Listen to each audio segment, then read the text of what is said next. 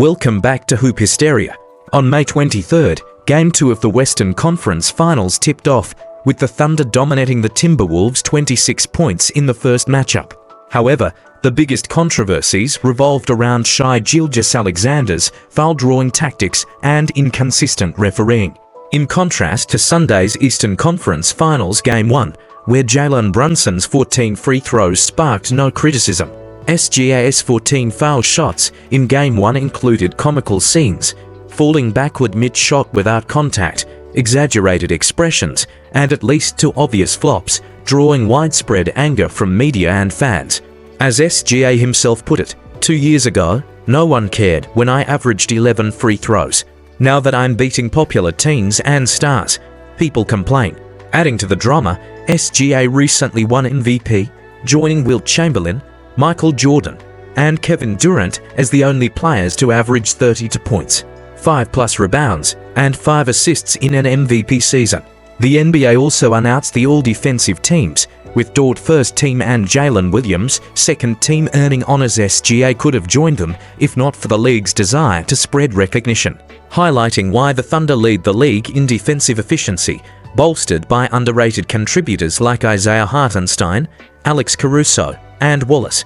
Ironically, the new MVP is facing backlash for flopping and referees' leniency, a stark contrast to the league's recent crackdown on James Harden and Trae Young's similar tactics. Despite his 35+5 stats justifying the MVP, SGA's stationary flop style has become a lightning rod. Even after Timberwolves coach Chris Finch's unsuccessful challenge in Game 1, SGA's tactics persisted, fueling perceptions of league bias to crown him the next face of the NBA, aiming for All-NBA first team on both ends to replace LeBron James and Jordan. For the Timberwolves, their easy first-round sweeps of the Lakers and Warriors without Stephen Curry masked flaws, a reliance on three-pointers 30.3% shooting in the playoffs, and lack of interior scoring. In Game 1, their 51 three-point attempts doomed them. Anthony Edwards, their primary scorer, struggled without free throws or mid-range efficiency. Game 2 started with Edwards' jump stop layup, but Hartenstein and Chet Holmgren dominated inside early. Referee Scott Foster left briefly after a blooded face from a Dort collision. The Timberwolves rallied with three-pointers from McDaniels and Mike Conley, but the Thunder answered with a 9-0 run, led by Dort's corner 3 South and SGA's drives. The Timberwolves bench briefly tied it in the second quarter, but Caruso's three-pointer and SGA's mid-range jumper extended the Thunder lead to 58-50 at half. The Timberwolves opened the third quarter with a 7-0 run, but Holmgren's floater and Williams' pull-up 3 sparked a Thunder surge. Caruso's layup, Wallace's 3, and Holmgren's alley-oop dunk stretched the lead to 17. Despite Edwards' free throws, the Thunder cruised to a 93-71 third-quarter lead. In the fourth, the Timberwolves cut the deficit to 11 behind Anthony Edwards and Nez Reid, but SGA, despite 5 fouls and Williams, sealed the win with clutch free throws, ending 118-103. The Timberwolves' flaws turnovers, poor transition defense, lack of post-ups from Rudy Gobert, and Edwards' inefficient shooting were exposed. With 2 identical losses, their title hopes fade, leaving the Thunder as heavy favorites, with the only question now a sweep or gentleman's sweep.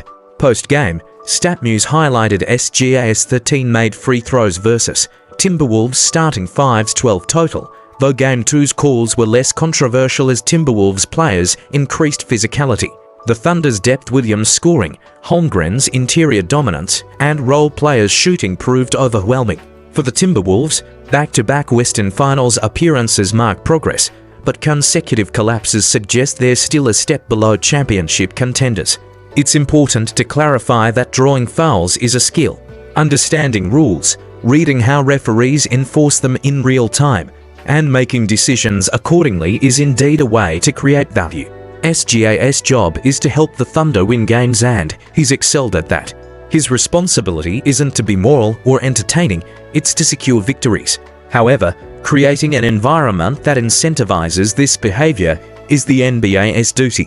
The issue isn't that Alexander is drawing fouls, it's that the system allows it to work. The league must properly enforce existing rules and revise loopholes that players exploit.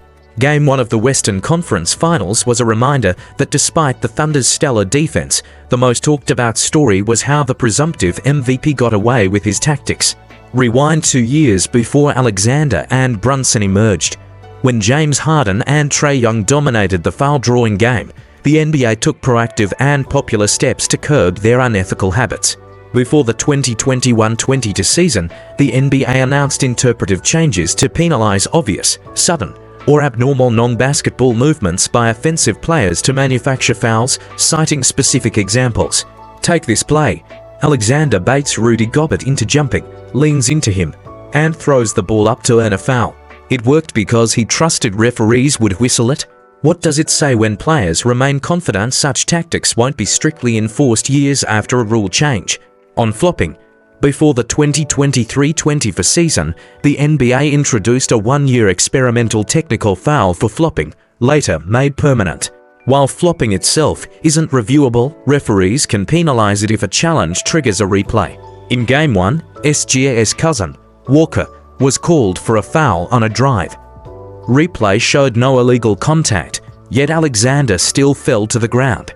Without contact, but with a whistle, it's hard not to see this as a flop, yet he wasn't penalized. The NBA's lax enforcement has inadvertently encouraged more flopping, with players like Alexander exploiting the lack of consequences. McDaniels has been a prime victim.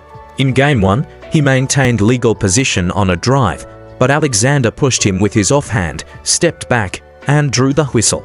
In Game 2, McDaniels, frustrated by repeated off-ball pushes, complained about a hook and shoved Alexander, earning a flagrant 1 foul. This isn't unique to SGA. Even Michael Jordan's push-off on Brian Russell in the 1998 finals was a similar exploit. If such moves aren't called, why wouldn't players use them? For Alexander, it's strategic, earning free throws while putting McDaniels, one of the Timberwolves' best defenders, in foul trouble. The blame shouldn't fall on the player, blame the system. The NBA faces a paradox. Teams tanking intentionally. No one wants tanking, but it happens when losing offers incentives. Similarly, as long as foul drawing exists, players will exploit loopholes. The 2021 rule changes curbed Trae Young-style step-into contact tactics, but Alexander mastered old tricks and innovates new ones. This requires the NBA to update rules annually, like a game of whack-a-mole. Ban one technique, and another emerges. While Alexander's job is to win, the NBA's job is to create an entertaining product. Regardless of one's moral stance on foul drawing, fans dislike it. Fouls are meant to limit defense, not reward offensive players in disadvantageous positions. Balancing this isn't the player's responsibility, it's the league's. Judging from the current situation, the Thunder has taken all the advantages. It is difficult for the Timberwolves to advance to the finals. Their strength is still not as good as the healthy Thunder.